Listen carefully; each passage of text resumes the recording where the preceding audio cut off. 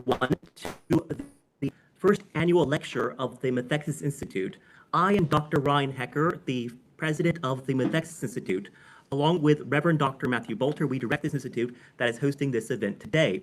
The Methexis Institute is a new research institute founded in 2025 to promote the advanced study of theology and philosophy through hybrid online and in-person reading groups, seminars, and conferences in and beyond Austin, Texas. Like a highway from the sky, we aim with these events to call upon the latest and best ideas from around the world to bridge the disciplinary boundaries that have so often separated the academic studies of philosophy and theology. In the past year, we have hosted weekly Sunday reading groups, multiple seminars, and produced video interviews with some of the leading contemporary voices in academic theology and philosophy. On the table, you will find the fall 2026 term card, which includes a list of upcoming reading group meetings and future seminars. For more information on the Methexis Institute, please visit our website at www.methexisinstitute.com or email us at info@methexisinstitute.org. Greetings. Hello. David, it's wonderful to see you. Matt, okay? before you begin, let me warn you, your sound is coming through a little broken up at my end. And that won't be a problem for the recording because you're using Riverside, but I may have to ask you to repeat yourself on more than one occasion. So. Thank you.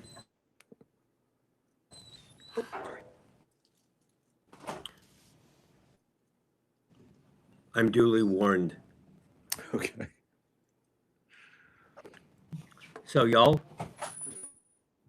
as folks continue to walk the door out of the pouring rain, I'd like to introduce a man who is an intellectual mentor of mine, someone who I dare say perhaps has saved my faith, and that's David Bentley Hart. So first off, David abandoned the glories of high church Anglicanism at age 21, including, I would assume, the 1979 Book of Common Prayer, probably right one, for the Orthodox Church.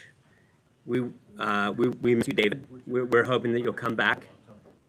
Also, David has written innumerable texts, too many for me to list and enumerate. Journal articles. I'm going to talk about his Substack in a moment. I would like to just list the 5 books that I've read, if I can remember them. First off, at least two of them I've read twice. So The Experience of God, I've read twice, actually 3 times. I've led discussion groups twice. Roland and Moonlight, I've read twice, including leading a discussion group around that. I have not read The Beauty of the Infinite, sadly. I have read the book that we're discussing today, All Things Are Full of Gods. I've also read Tradition and Apocalypse, and I have also read one other book that I can't remember the title of right now. But I did want to mention David's Substack, Leaves in the Wind. If you have not subscribed to his Substack, I urge you to do that. Several recent series are mind-blowing, including a recent one on AI as God. But then more recently, David, your Hegel Substack has been amazing. Thank you for that. David loves baseball, canines, aged loose leaf tea, and Terrence Malick films. David is a Christian socialist, so I know for sure that I'm not the only Christian socialist at this event. Speaking of that, David, I think that I may have been dreaming I don't know if it was this morning or maybe last night, but I feel like there may have, I seem to have dreamed that there's a new podcast called Sesame and Lilies. That's right. Speaking of Christian socialism, and the name John Ruskin comes to mind. I cannot wait for more of that. I don't know if it was a dream or not. No, you're right. And then the last thing that I would like to say, David.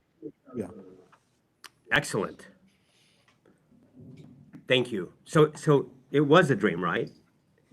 Well, it's a dream come true, if you like. The last thing I'd like to say about David, just by way of introduction, is that what enticed me into his work and drew me into his work was the initial suggestion that quickly became a conviction that fairies are real. So we are grateful to you for being here with us, David. Yes. And so what we're going to do now, Ryan, if I understand correctly, we're going to launch into a discussion of the book, which I did not bring. All Things Are Full of God. It's wonderful to see everyone here. We have at least a couple of representative copies with us. Welcome, everyone. And it's tempting to want to summarize the book. I'm not going to do that. So instead, I thought that I might just open up, David, if this is okay with you, I thought that I would open up with some questions about the title and also the structure of the book. And first off, a question about Thales, and what I'm going to try in this brief discussion that we have, I'm going to try to not force you to repeat things that you've said in other podcasts. I've tried to. I would like for you to not have to repeat yourself. On the other hand, I'm wanting to ask some questions that might be helpful for the group gathered here with us in person and online. So the title, All Things Are Full of Gods, is a quotation from the philosopher Thales. What I find interesting about this is that that me to be something of a metaphysical title. I'm sorry, you're breaking up on me. Could you start? What's interesting to you about it? Maybe if the microphone is held at a steady distance. Give me 1 moment. I'll bring another microphone. Great. Perfect. Could you speak directly into this? Absolutely. Okay. Yes. So David, thank you so much. Can you hear me now? Yeah, that's better. Wonderful. So just a question about the title of the book, All Things Are Full of Gods, coming from the pre-Socratic philosopher Thales. What strikes me about this title is that, in a sense, I think that it could be regarded as pre-metaphysical. Pre-metaphysical. So, for example, if you sort of contrast it with the subtitle of that other book you wrote, the subtitle of which is Being, Consciousness, and Bliss, right?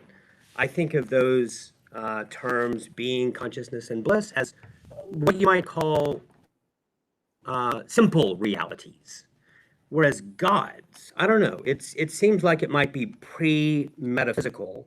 And so while I was reading the book, I kept asking myself, might there be ways in which this book somehow qualifies classical metaphysics in ways that are pre-metaphysical? Yeah. So just some thoughts about the title of the book. Well, pre-metaphysical definitely, in the sense that, I mean, historically speaking, when we're reading Thales, we're not reading the Pythagorean or Xenophonian or whatever trends that, or when we hear about Thales, I should say, there's not much to read. We only have these fragments, and that phrase describes a certain vision of reality that seems deeply felt but mysterious. But I just took it to mean that we should begin from a picture of the world that presumes a vital intelligence in it that explains the richness of its forms, the possibility of life, the possibility of mind, the possibility of language, because I assume that gods, as opposed to primal forces, are rational language, in some sense, using beings. I do think quite often, whatever our arguments are over the ultimate nature of reality, they begin from a primordial apprehension of reality, a primordial vision that generally installs itself in us as a kind of prejudice or tendency of sensibility. And so for me, the title is simply declaring that before we even begin, I'm sorry, my own voice is now drowning me out as it's coming back over your microphone.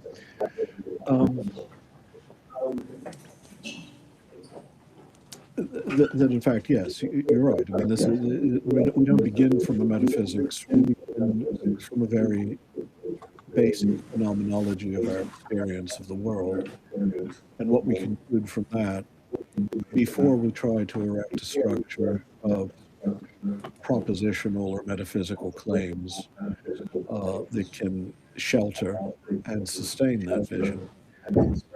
A lot of the books, simply is deconstructive, taking apart some of those structures from both ends. I mean, it is a dialogue in order to get back to that to the question of what vision is being discussed, and which appears in the end to be more both immediately and reflectively rational. Thank you. David, what do the gods Psyche, Cupid, and Hermes have in common? Something of a pop quiz. Right. Well, actually, Psyche, Eros, and Hermes, though. Yes, thank you. Yeah, I break with. I break with the golden ass, with Apuleius, and restore his Greek name to him. Well, what they have in common is that their vision of the world is not mechanistic. That they are arguing in their various ways for pictures of mind, life, and language that are irreducible to mechanistic materialist causes. But the emphasis of each is different, obviously. Hermes is principally concerned with the structure of language and of reason.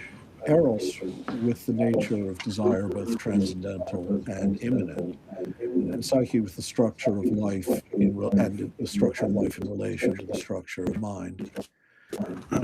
But they are a united front against poor Hephaestus, who's the solitary champion of a reductionist, a physicalist, and for the most part, but not monomaniacally, a mechanistic picture of nature. Indeed. And as I was leading a group of readers through this book over the last 6 months, I found myself like almost out of a need for convenience to find a way to summarize Hermes, Psyche, and Eros.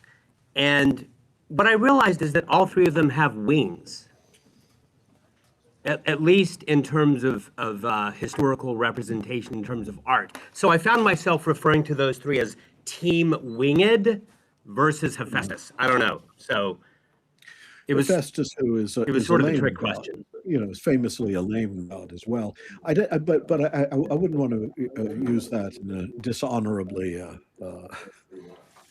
opprobrious sense. But he makes that joke himself. He speaks of them as fleet-footed and winged, whereas he then self-effacingly calls himself a lumbering, disabled divinity. Although he acquits himself quite well, I tend to think, in the dialogue.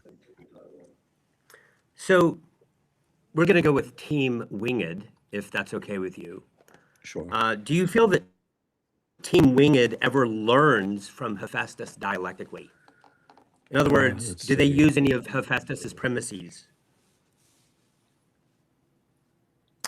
Yeah, I'm not sure they do, because all four characters begin already agreed upon, at least tacitly, what counts as a solvent argument, and they all have their. I don't think anyone's position shifts. in the course of the dialogue. Where they discover common concern is at the end, both the problem of evil, which arguably Hephaestus confronts more honestly than the other three, at least one could see it that way, and on their concern for the world that's emerging here, and what we are doing to the world and to one another, and whither our history is tending. But no, I don't think that anybody. I mean, they're all pretty intransigent, aren't they? I don't think any of them actually gives any ground. Yes, it's interesting that you mentioned what we're doing to the earth. The two motivations I originally had for leading a book discussion in this book were, number one, yes, the way that this book talks about climate catastrophe, but also, the rise of AI and the question of consciousness. So I think that worked well. Reading this book, discussing it together, gave us wonderful opportunities to discuss those issues. I have one more question for you in terms of introduction, title, structure of the book, and that is, in what sense is this book an instance of hexameral literature? Well, there are 6 days followed by rest, so I guess you could say that it's hexameral in structure, even if you don't mean the hexamera. There was I was conscious that the 6 days of creation were involved, and so it moves from fairly elementary questions concerning theories of mind and life towards ever fuller, more anthropocentric concerns. But it's in day 5, I believe, when the structure of life is the issue under discussion. One has the entire world now populated with animal kind and living things, and so yes, in a very broad and general sense, there was an intentional hexameral structure to it. It is, after all, an attempt to reconstruct the nature of reality from as near an original position as possible. Indeed. Good.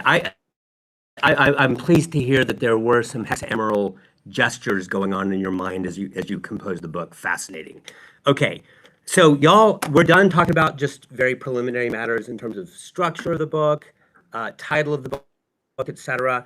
I sent David a list of about 15 questions. I narrowed it down last night or this morning to maybe 5, but due to time constraints, I'm going to limit myself to my top 3, which means that there's many things that we're not going to be able to discuss this morning. For example, Hegel and how he mentions mechanism as a prior moment to, but alas, David, I'm going to be able to talk about that. So I'm going to ask a question, which is the following. It has to do with entropy. Okay. And I'm just going to read what I wrote. In one section of the book, this is actually later on my edition, page 354, you speak of the final repose of the universe. It's characterized by... I'm sorry, you broke up on me again. Sorry. Yeah, so at one point later in the book, you speak of the final repose of the universe characterized by entropy. And I wanted to ask you if you would agree that this implies that there might be an inverse relationship between mind, which evolves historically, we could come back to that, and matter on the other hand. So that's the first question. Might this imply that there's an inverse relationship between mind on the one hand and matter? And then secondly, it makes a lot of sense to imagine that God plans to resurrect the material order. And so it seems that what follows this entropic death is a kind of cosmic resurrection. In this case, it seems that God wills that matter dies as a prelude to resurrection, not necessarily mind. And I just wanted to ask about that. Well, as to the second question, I'm not sure I have much to say about that because it's a theological question, and the book isn't a theological book. So, I mean, and I also don't understand necessarily. I mean, I know better than you do what the frame of the age to come would look like. But the issue of whether mind and matter are inverse, I wouldn't put it that way. I would say that the mechanistic picture of matter and the phenomenology, not only of mind, but of life and language, are in a sense inverse. So if matter were what mechanism tells us it is, all the problems that arise in trying to account for certain aspects of, say, the way life is structured, the way mind is structured, the way language and language use is structured, all it requiring a certain top-down causality that's not reducible to bottom-up causality. But those are complicated arguments in the course of the book to be taken into account. But where the issue of entropy is concerned, obviously the second law, all the laws of thermodynamics are inviolable, right? But what's fascinating about the structure of life is that it exists wherever organism, using that in the broadest possible sense, is able to defer entropic subsidence and achieve homeostatic continuity. Right? Now, why this should be in any sort of entropic landscape has always been an interesting question that's provoked not just physicists, but people in the life sciences and philosophers.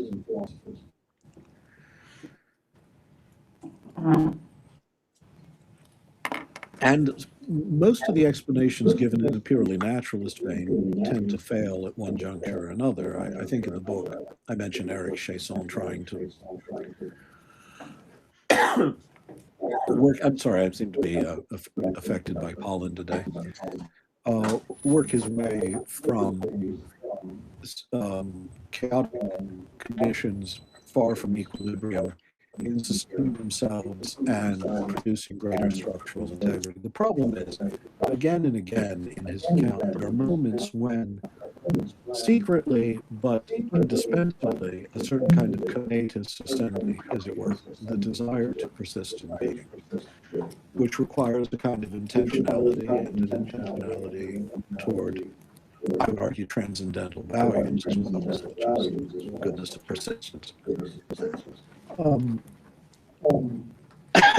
That have to assert themselves fairly early in the process.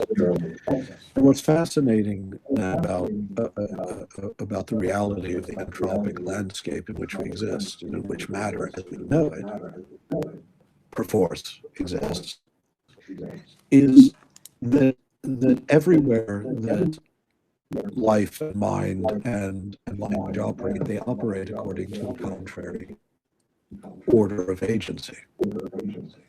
That is, mechanical nature purely governed only by entropy and not by any prior intentionality, should not yield the obvious intentionality of language or of mental agency. Right?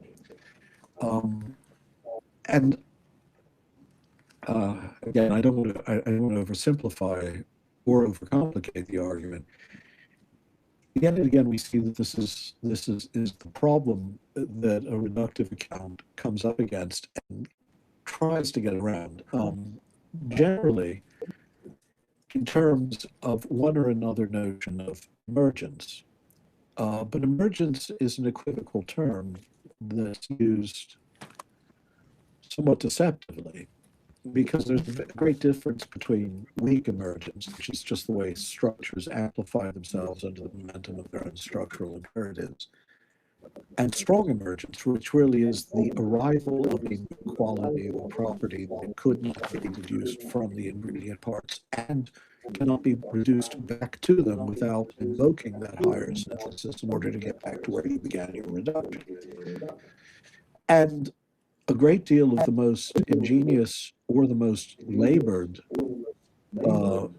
work in philosophy of mind and in the philosophy of the sciences, take Daniel Dennett as a perfect example, is to try to show that every apparent strong emergence is really in the end just a form of weak emergence that we haven't fully understood yet. I find the project implausible because his arguments routinely failed. But that's the issue of entropy for me. I'm sorry to keep coughing at this. Of course, I would conceive a coughing fit just. No, it's a great answer. Thank you very much. I'm going to move on to my second of 3 total questions, if that's cool. And this one has to do with another book that you wrote. Actually, when I was listing the 5 books that I've read, I forgot this title, and that is The Light of Tabor. And yeah, I wanted to suggest an analogy between something going on in this book on the one hand versus something going on in that book on the other. And I want to say this. It seems to me that the human brain on the one hand and Christ as defined by Chalcedon on the other, it seems to me that they're similar. Given the truths of panpsychism and also the truth of what I'm going to call Christological monism, it seems to me that both are intense or maximal instances of a more general truth about the rest of reality or creation at lower levels. It seems to me that neither the human brain nor Christ, the hypostatic union, are completely unique. I wanted to see if you could comment on that. Right. Again, I'm sorry that you are breaking up a bit on me, but I think I actually got I got that one. So yeah, I think you're right in the sense that I am constitutionally incapable of resting content with any kind of duality. That is because, to my mind, a terminal dualism in one's explanations is not actually a terminus. It's a curtailment, because wherever there's a relation of 2 terms, there has to be a more original ontological context, some context of non-repugnancy in which they already belong to one another. And I don't think it's sufficient when you're talking about, say, in the case of Christ, you're talking about a doctrine that says that he was both fully human and fully divine, without conflict, without separation, without mixture, and yet was not 2 persons, right? And so it's not enough to say that, that our context of non-repugnancy is simply being as such, existence, as if these are 2 objects that come together and are amalgamated. We're making a claim about a much more original unity that comes to full expression in Christ, perhaps, and even unique expression. But that would be a uniqueness achieved by an absolute degree rather than absolute kind. Especially since we, presumably, are supposed to be related to that reality.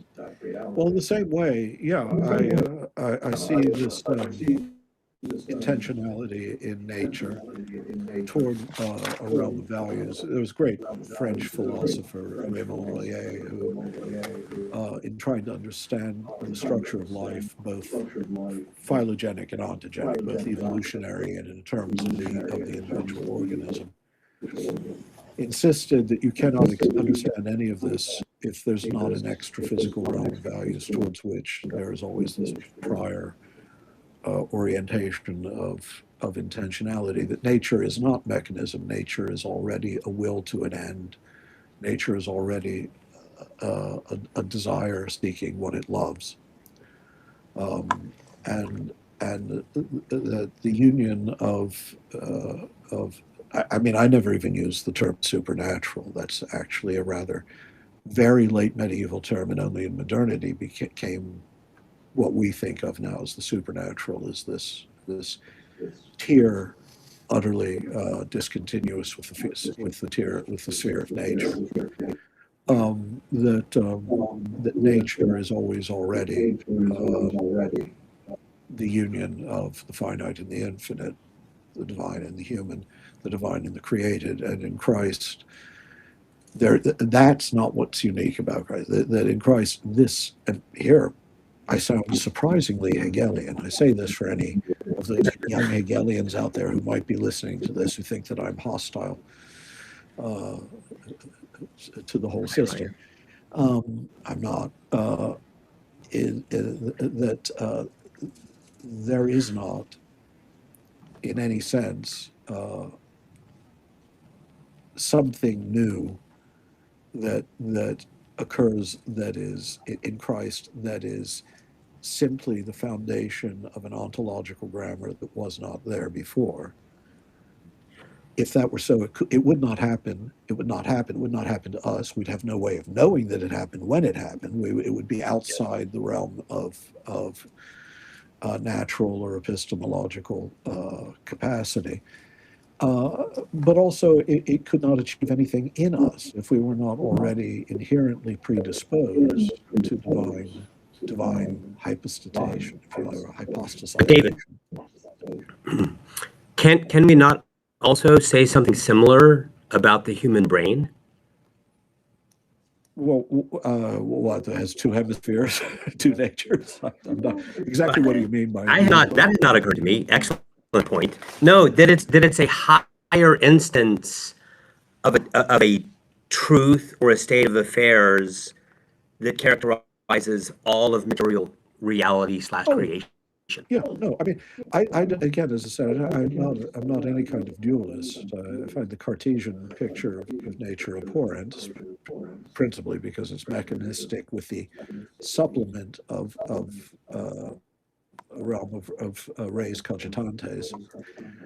But yes, that matter itself is already always mind, thought, and brain is a flowering, so to speak. Our brains, our bodies, our neurologies, life as such. But in this case, in the idiom of the human, which I think has a special and privileged place in nature, not a place of domination, but a place, but it occupies a special station in animal and spiritual life. The brain is, yeah.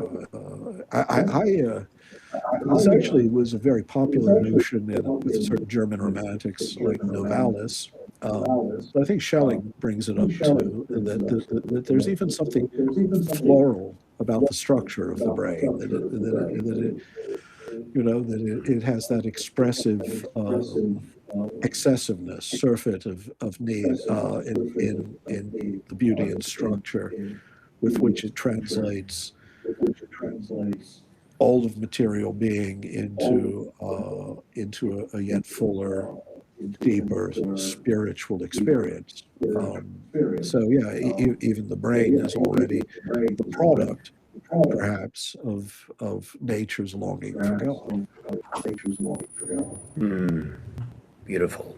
Okay, I have one more question for you.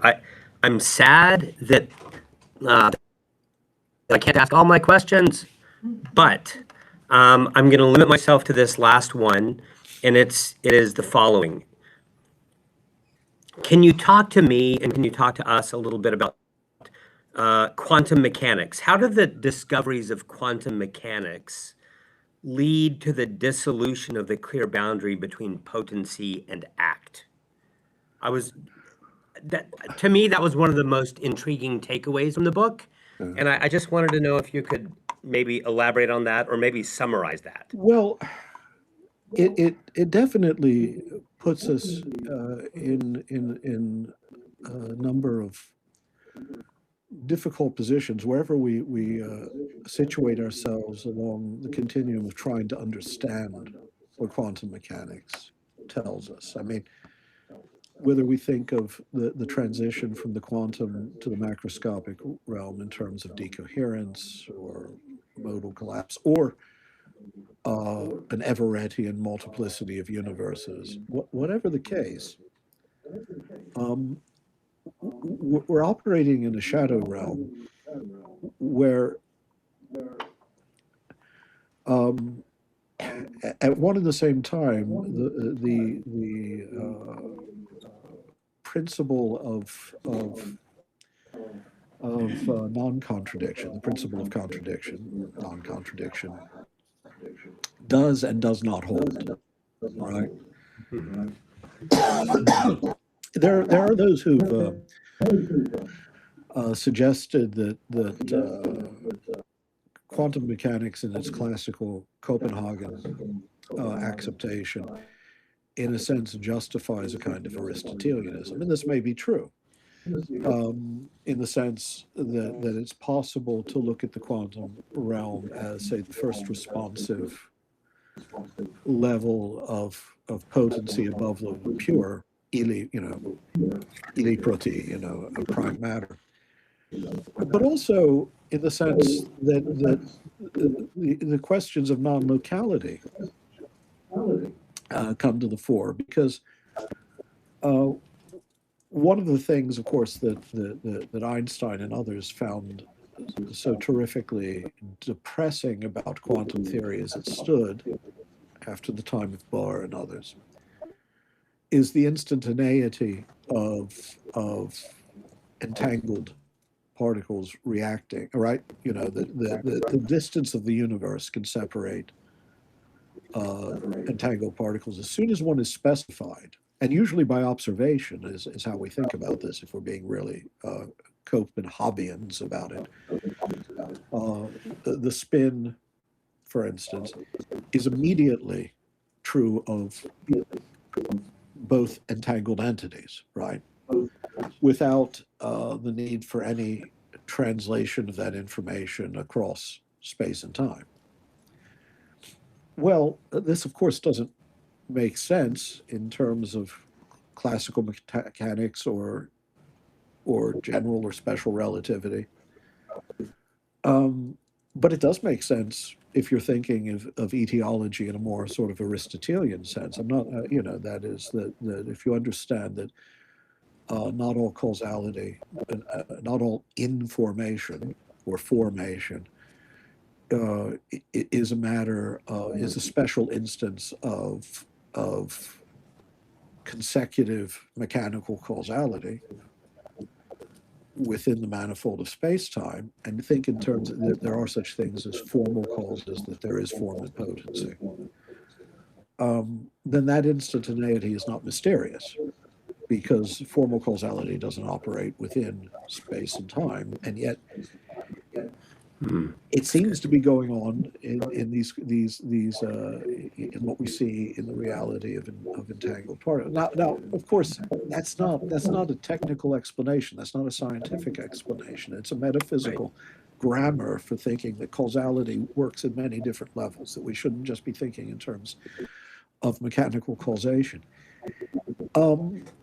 So if I say it revises the relation of act and potency, I mean really that it revises what became of those concepts in the modern period, in the post-Aristotelian period, in which to the degree that they continue to exist at all, we're just talking about energetic potentials, objects able in contact to exchange energy.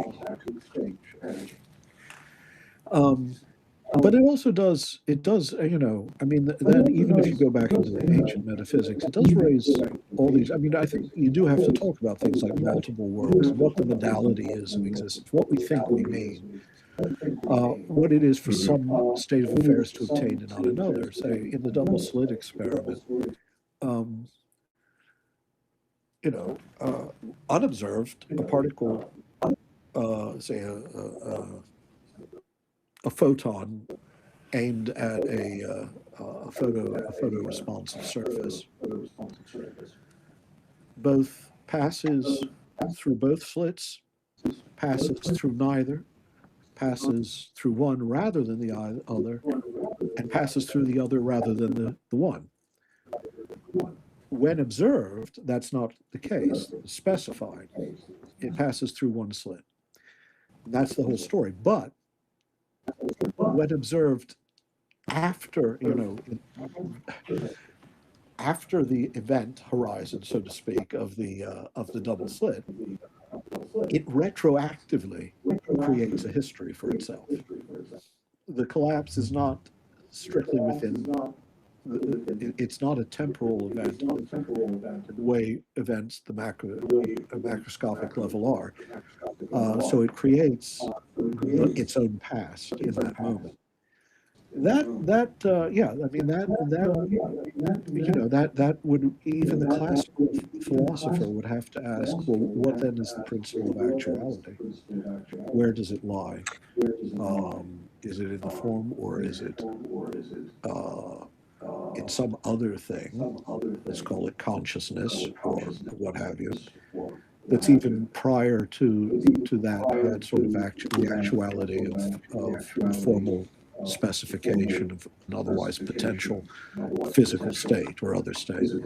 So yeah, I think there are many ways in which it challenges us. The problem is we don't understand quantum mechanics in terms of, we have any number of theoretical frameworks for it, but the fact remains that we can argue about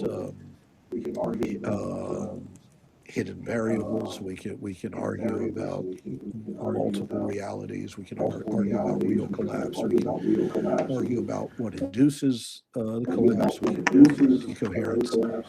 All we can do so far still is shut up and calculate, and then hope that some theoretical, and whether we'll ever come up with a theoretical framework that is susceptible of sufficient experimental evidence is an open question. Very good. Yes. So in that sense, quantum mechanics leads to the dissolution of the clear boundary between potency and act. It should also, thank you, David. Wait, let me add one thing. That means the dissolution of anything approximating a mechanistic model. Okay, so I mean, just that's one point to make, is even those who know that mechanism is not applicable to quantum mechanics, still, whenever they discuss these, like Daniel Dennett, were surprisingly still mechanists in their metaphysics. Excellent. So much more I would love to discuss, but I'm going to hand the mic back to Ryan Hacker, who has a little announcement. Well, thank you. I think. Thank you. Hello, yes, David. Unfortunately, we need to switch the cameras, so I will be leaving the meeting for 1 minute, and then we'll be joining the meeting again. So if you'll just hold on in the meeting, we'll be joining again as soon as we switch the camera to the 360-degree camera for the audience discussion, for the Q&A. Okay, I had a hard time hearing that, so. Yes, I'm going to leave the meeting for 1 minute. Stay in the meeting, and when I Okay. rejoin the meeting, we will have a new camera that will allow for the Q&A. All right. Okay, thank you.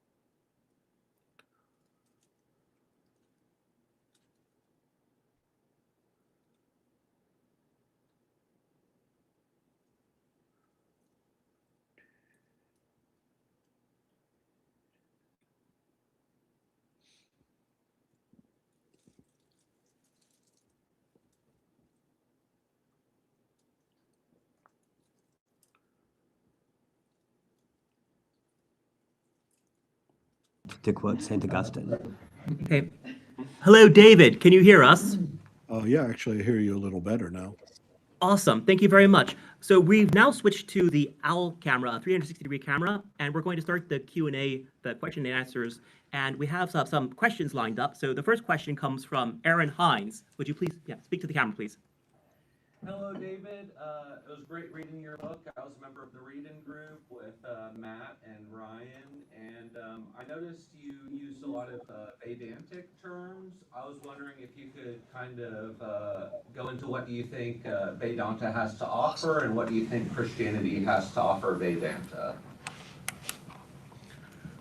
Well, I tend to think that that many schools of Vedanta are already more or less interchangeable with schools of Neoplatonism, but in a more robustly theistic key. So especially Vishishtadvaita Vedanta, which is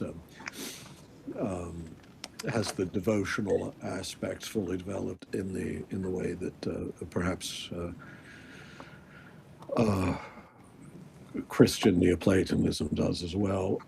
I think, however, that there's been, I'll say this, a lot of the conversation that formed this book and that is discussed in this book is philosophy of mind with special attention to consciousness, but also to the unity of awareness and to intentionality. Now these, and a few other things, such as the retrogressive nature of consciousness. That is, to be conscious is to be conscious of being conscious. And this can be grounded in a physical system without invoking an infinite regress, right?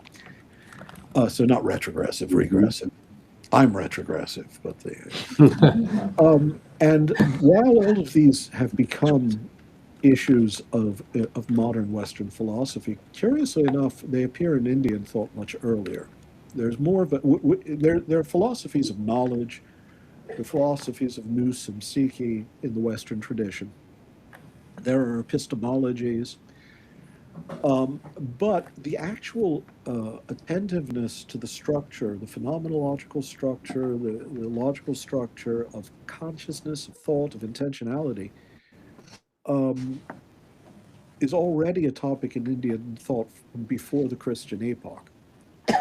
And for a simple reason that the radical challenge of Buddhism in India had to be met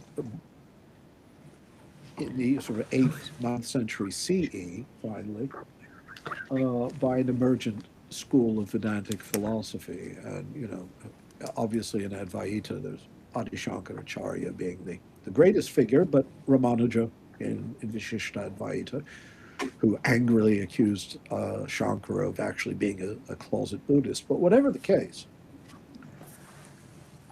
there's a great deal of very precise, profound, and extremely insightful philosophical work that was being not just in the schools of Vedanta, but also in Kashmiri Shaivite thought in later centuries. So I think when you go there, you find resources, excuse me, to be exploited, and that also give you a deeper, when you make the claim, as I do, that it is perfectly correct when you understand what's being said, to say that this Atman is Brahman, that this which is inmost to my soul or Jiva is one with God. And you're saying something like, say, what Meister Eckhart means when he talks about the Funkleingottes, right, in the Seelisberg, the soul's city.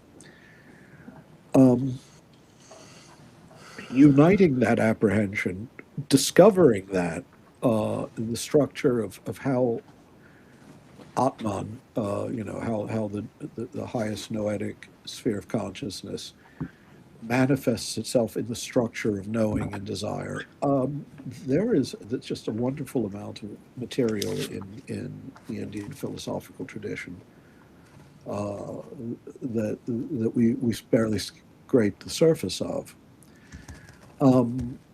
with Christianity, obviously, what can it contribute to Vedanta? That's not really my place to say, but my experience has been that Christianity has had a profound effect in some schools of Vedanta, not only at the devotional level, but at the level of the ontology of personhood. Because while Vedanta and Kashmiri Shaivism and others excel at examining the structure of mind, it doesn't necessarily mean that they have a particularly richly worked out philosophy of the person. This has a special valence in Christian thought, obviously, because Christology is the great question. I mean, Trinitarian theology and Christology, these be the whole of the law and the prophets. I mean, that is what Christian theology is about. Everything else is subsidiary. And Christological thought obviously required a thinking about personhood that goes ever deeper. I mean, you read Maximus the Confessor, or for that matter, Sergei Bulgakov. This is a sphere more or less of thought that doesn't appear in that way in other traditions. And yet it did have an effect to some degree. For instance, the sort of the Ramakrishna stream in Vedanta that Vivekananda brought to this country and to the West, and that you see in figures like Prabhavananda, had a special place for Christ in their thinking. That is, he's not just assimilated to a prior philosophy of avatars. They seem to think that here something else is going on. This is not just manifestation, but in some special sense, there is the personhood of God and the personhood of Jesus really are one in the human frame. And so, or if you read, for instance, Sri Aurobindo, it's not strictly Vedantic, it's, Octic with a strong Vedantic flavoring to his philosophy. You can see that in his commentary on the Second Coming of Christ, in his big book, that avenues of thought that now create a liaison between this well-established tradition of thought about the structure of mind and this understanding of what makes a person have come together with an extraordinary fruitfulness. So I think that's the best answer I can give you off the cuff, though I'm not. Thank you, David. We have another question from Bob here in the audience. Yeah, David, Dr. Hart, it's a pleasure to talk to you. Thank you. I'm sorry, I can't hear you. You have to speak up to the microphone, please. Can you hear me better now? A little. Speaking. Try to speak up very loudly. Dr. Hart? Yes. Thank you so much for your books. I especially appreciated this one. My question is this. Have you had people contact you and who have either themselves or someone close to them who has been converted from a mechanistic model view to a full mind or transcendental, fully enchanted view? And I was wondering, in that case, what was it that brought them around? What was the reason that they stated for their conversion away from a mechanistic model? Are you speaking specifically with relation to my work or just in general? Because generally, if people get in touch with me, it's to tell me what influence I've had on them. Yes, that's what I'm thinking of. Yeah. No, yeah, I have actually. More with the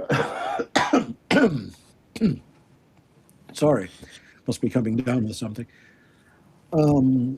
With the experience of God, I got quite a few communications of that sort. I think in part because that book was just an attempt to clarify language that most people were under the impression was univocal in usage, but which wasn't.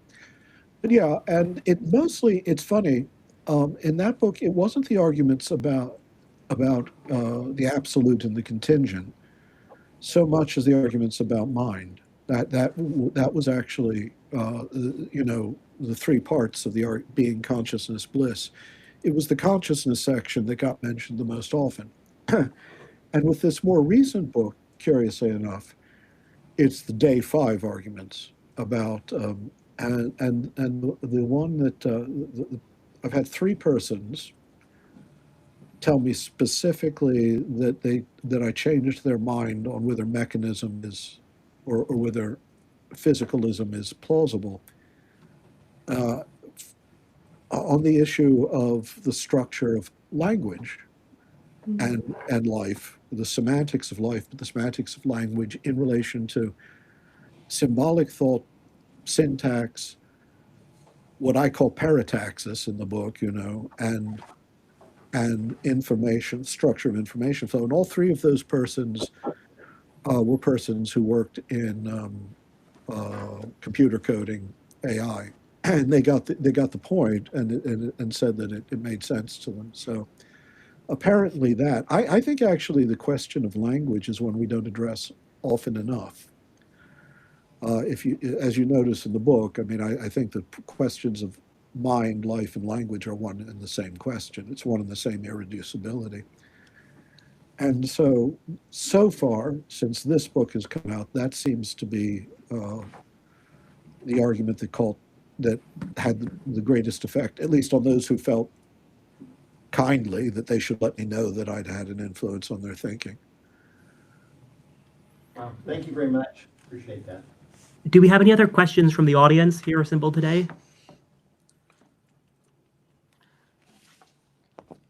We do have a question from one of our online guests, so I'll read that now, and you can all think of a question you might like to add. So Kierkegaard, writing from YouTube, says, I am a student of phenomenology. They also critique naturalism. Do you see that project as an ally to your own, or as still too imminent to get all the way around to go to a transcendent ground or mind? No, it's not too imminent. It tries to be quite often. I mean, phenomenological tradition, of course, always tries to execute the epoche completely and to prescind entirely from ontological questions. But there's a reason why Husserl turns out to be a kind of absolute idealist at the end. I don't think, you see, I think when you examine the phenomenology of mental agency and how it takes in the world, you're never going to be able to separate immanent intentionality from a transcendental intentionality that's prior, that creates an index of values over that allows for the middle distance of the immanent world to open up to finite intentions. And so I think you're going, if you pursue the project of phenomenology rigorously in that regard, say from the late Husserl, or actually start with the sort of the psychological pre-phenomenological work of Brentano, which is more interesting than, his name gets mentioned a lot, but I don't know if many people still read him. But the late Husserl, you will end up, I think, moving in the direction, inevitably, if you're sufficiently rigorous, of something more like Maurice Blondel's metaphysics of action and agency. And at that point, I think the boundary between the immanent and the transcendent falls away. Again, I don't either theologically or metaphysically have much sympathy for the two-tier picture anyway, that is, between the natural and the supernatural. I don't believe we actually experience the immanent except by way of the transcendent. I mean, this is a running refrain in the experience of God, that we approach the natural always across the interval of the supernatural. And in this case, I mean, there I'm using the word supernatural, which had I written the book a little later, I would have maybe been a bit unwilling to do. But what I mean by that is that I don't believe that there's any way in which the world opens up to intentionality, desire, the workings of language that is not always already a priori embraced within a transcendent orientation towards the infinite as the supremely desirable. And there are any number of ways I think you can demonstrate this phenomenologically. You don't need to make a metaphysical assertion at the outset. You're always already you're in a sufficiently honest, rigorous phenomenology. You're never confined within the immanent. And what I would add to that is to say, when you think about the epoche, remember, in prescinding from that, from those ontological and metaphysical premises, you're prescinding also from that division between the immanent and the transcendent. Okay, I mean, this is, as Hegel pointed out with Kant, is if you can identify the chasm between the phenomenal and the noumenal, then you've already transgressed the boundary. You're already beyond it. And in phenomenology, you're not when you bracket in that way, when you impose the epoche, you cannot impose upon what you're doing the concept of immanence any more than you can of transcendence. The project does not begin from an immanent presupposition. It begins with no presupposition in that regard at all. We have another question from the audience. Go ahead. Hey, David, thanks for doing this. So you hold that I can't hear you. Cannot hear you. Just speak up. Okay. Can you hear me now?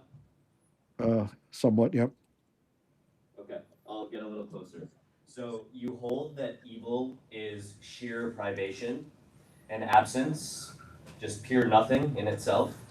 But you also say that in Christ, God doesn't just witness suffering, he enters it, descends into it, he harrows hell. So the problem is that you can't descend into nothing.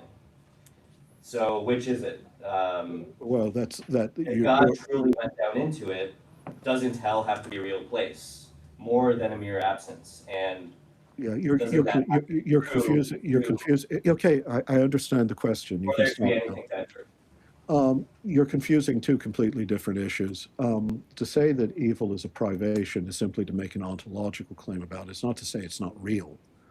It's simply to say that its reality is not a substance or an essence that it possesses in itself. That doesn't mean it's not real. There are structures of evil. I mean, a death camp is real, but its existence is parasitic on goods that have been corrupted. That's all that means. So there's no contradiction between those two claims.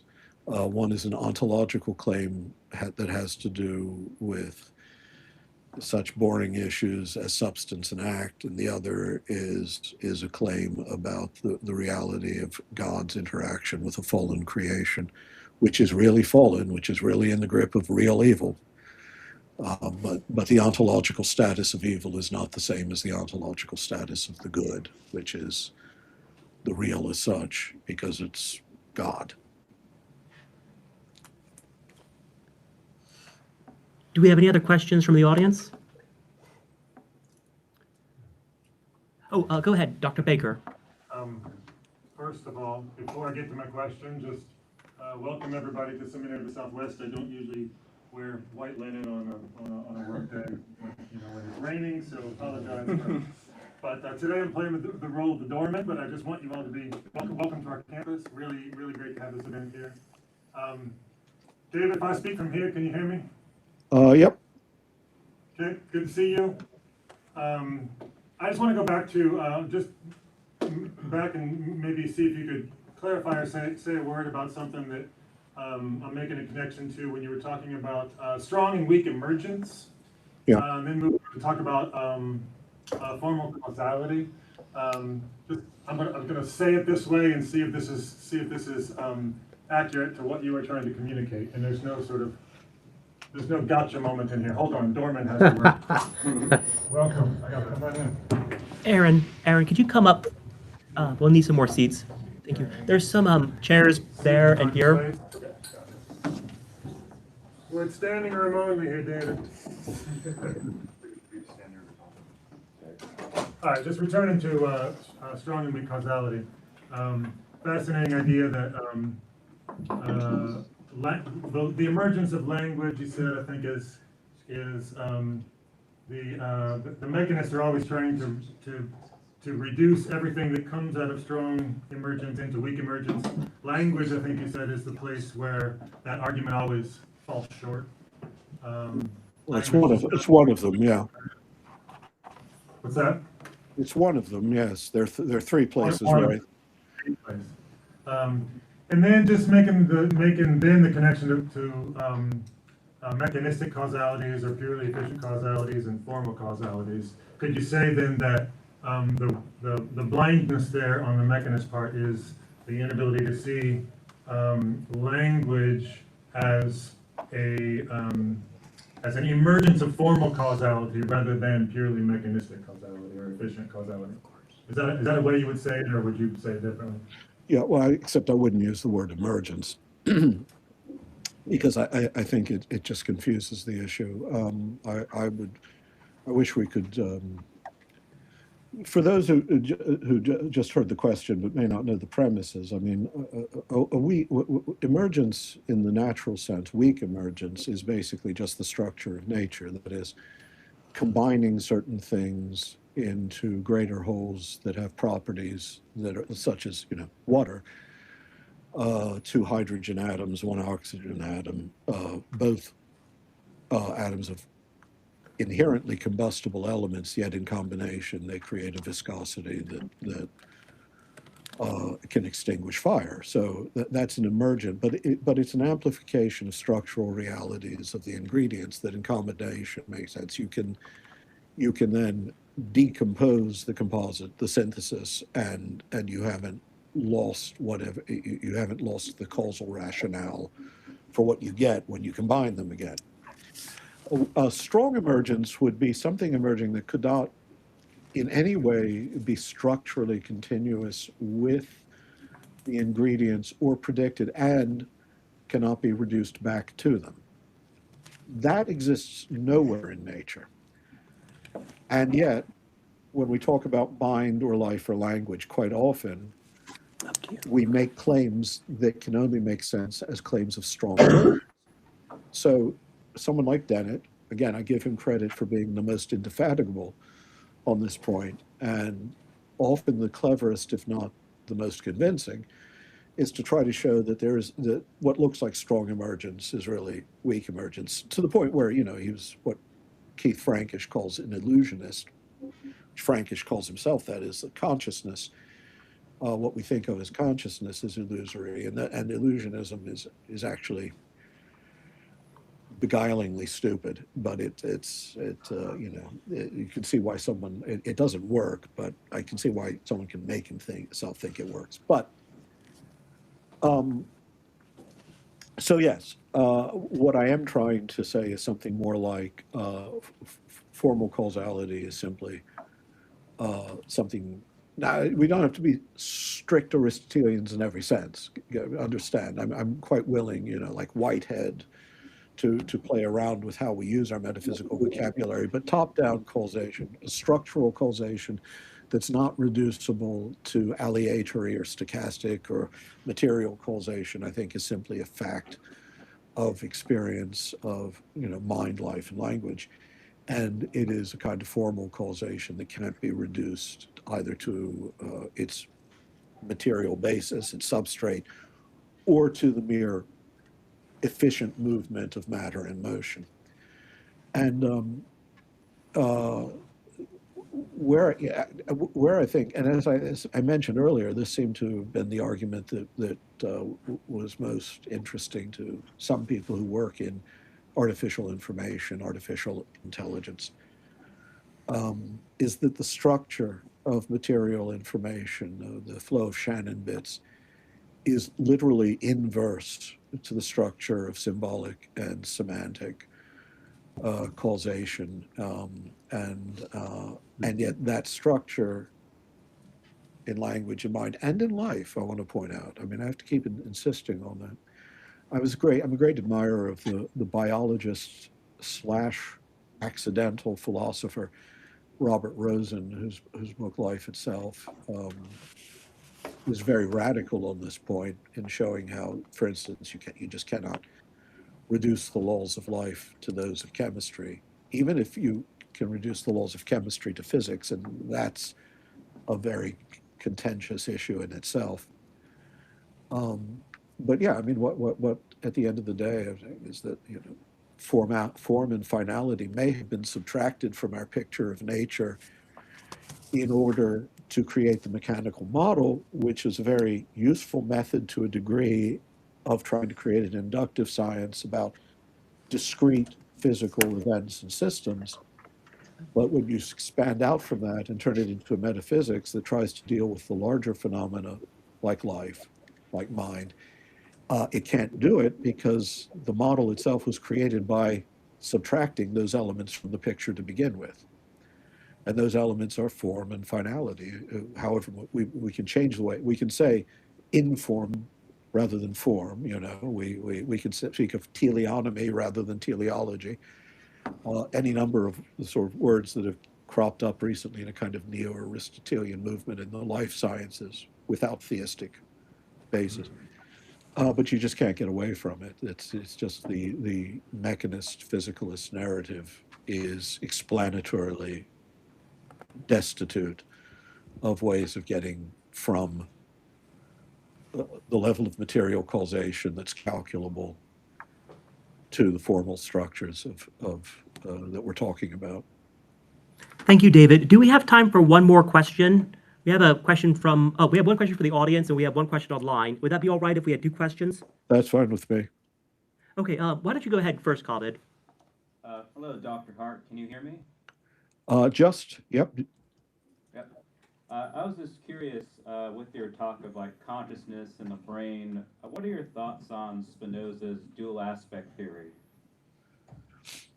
Well, when you say, of course, that's not his term. You mean the two modes of infinite substance expressing itself in infinite modes, the two modes that we know of are the Cartesian modes, basically, res extensa, res cogitans.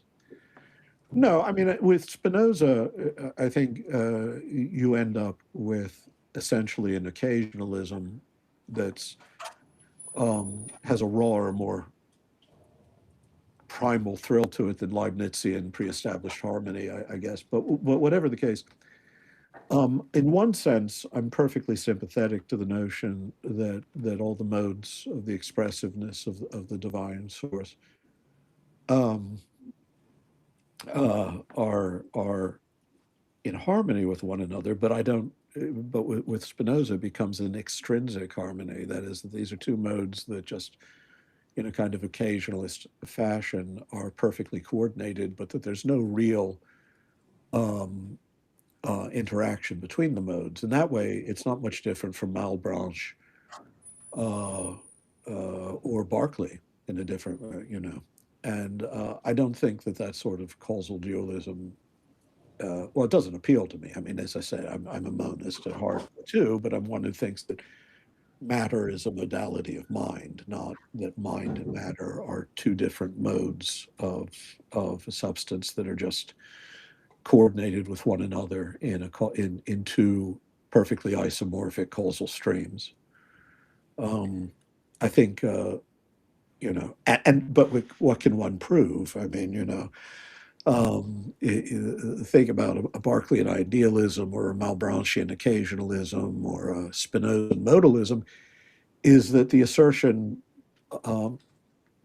it gives us a picture, but it doesn't, and it helps us get past, we think, the dilemmas created by the Cartesian moment. Because remember, all of these are just reactions to a picture that Descartes gave us. That already assume the mechanistic picture of matter. And how do you, and then so how do you coordinate res extensa and res cogitans? That problem only exists if you accept that picture of matter in nature, and there's no reason to do that. Thank you very much. We have one final question. This is online from Professor Owen McNally. He writes, purely mechanistic approaches to consciousness fail. What about using Aristotle's idea of psyche as a foundation for an embodied cognition theory or a neurophenomenology, such as with Varela? Okay. First of all, Ryan, you know that I'm a great believer in demotic pronunciation of Greek, right? So I'm going to have I'm to. sorry. You say psyche. Psyche. Psyche. Yeah, well, obviously, I mean, it's been a while since I've read Jean Varela, but yeah, no, I mean, I'm drawn more to the Aristotelian notion of psyche. That's why the principal speaker in the book, All Things Are Full of Gods, is psyche, as a life principle that is at once mind and life and form. And that I think makes better sense than, say, any of these forms of occasionalism or harmonization that we were just discussing. Again, all of which those later quests occur within a presumed Cartesian picture of reality. The duality is already there. How do we account for the seeming coordination of these two kinds of substance? Whereas I obviously don't accept the Cartesian picture to begin with, and yes, I think that when we look at sort of a neurophysical phenomenology, or we were speaking earlier about brain as I don't see this as sort of just the material vehicle of some sort of res cogitans. Rather, I see it as the living, the biological, the physical expression, literally embodiment of life, psyche, soul, spirit, and mind, not a separate substance, but a distinct mode of that one, if we want to use the word substance, which is the mind of God, if you like, and our minds and the mind of all nature participating in that. Thank you very much, Dr. Hart. It's been a great pleasure and delight to have you join us today. I want you to know that about 30 people came through a roaring thunderstorm here in Central Texas to hear you speak today. So we've been planning and hoping for this event for many, many months as the culmination of a reading group of your book here in Austin, Texas. So we hope that this will be the first of many lectures for the Methexis Institute, the first of an annual lecture series that we're hosting in the future. And it's been a distinct honor to have you join us today. And we hope that everyone will go away having learned very much from your talk and from your book. Well, it's an honor to be asked to speak for myself. I hope it didn't disappoint. So, sorry about my cough. Sorry about the problems with hearing all the questions, but